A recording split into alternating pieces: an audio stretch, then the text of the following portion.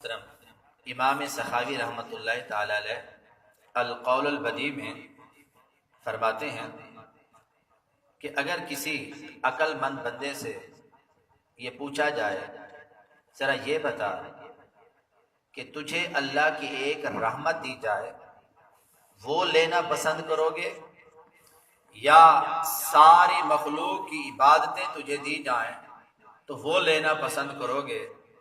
اب اس عقل مند انسان کا جواب کیا ہوگا؟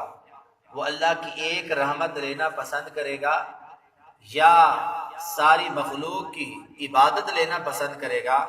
تو یقیناً عقل مند شخص اللہ کی ایک رحمت لینا پسند کرے گا۔ تو فرمایا ناز کرو اپنی قسمت پہ کہ تم سرکار کی ذات پر ایک بار درود پڑھتے ہو، اللہ تم پہ 10 رحمتیں نازل فرماتا ہے۔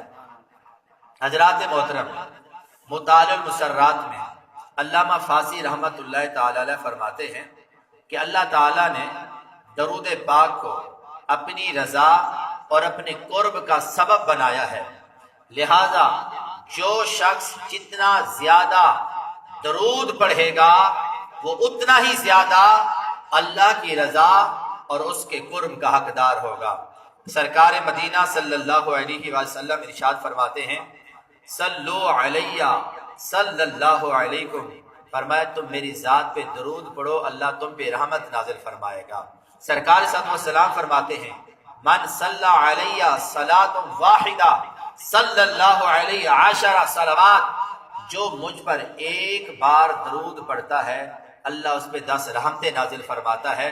وحطت عنہ 10 خطیات، اس کے 10 گناہ مٹا دیے جاتے ہیں۔ ورفعت له 10 درجات، اور اس کے 10 درجے بلند کر دیے جاتے ہیں۔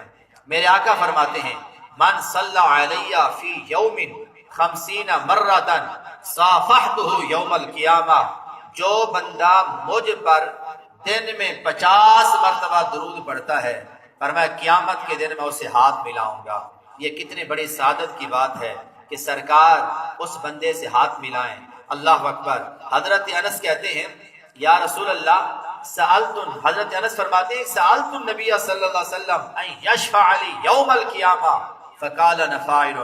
حضرت انس لوگوں کو بتاتے ہیں، فرمایا میں نے حضور کی بارگاہ میں عرض کی یا رسول اللہ کل قیامت کے دن میری شفاعت فرمائیے گا، تو حضور نے فرمایا انا فاعل، اے انس میں تیری شفاعت کروں گا۔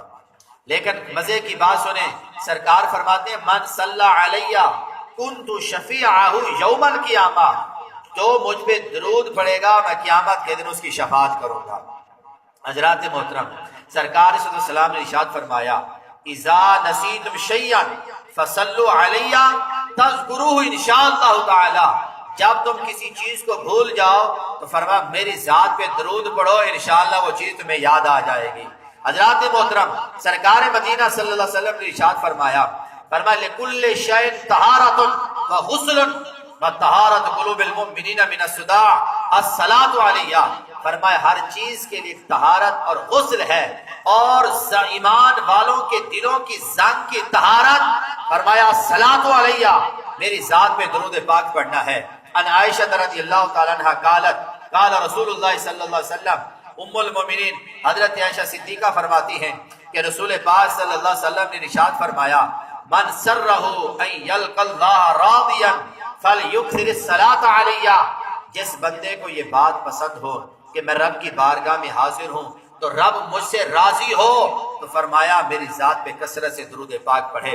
حضرات محترم توجہ کیجیے گا، میرے آقا فرماتے ہیں من صلی علیہ صلاۃ واحدہ، جو مجھ پر ایک مرتبہ درود پڑھتا ہے صلی اللہ علیہ 10، اللہ اس پہ 10 بار رحمت نازل فرماتا ہے۔ ومن صلی علیہ 10 صلی اللہ 100، جو مجھ پہ 10 بار درود پڑھے گا اللہ اس پہ 100 بار رحمت نازل فرمائے گا۔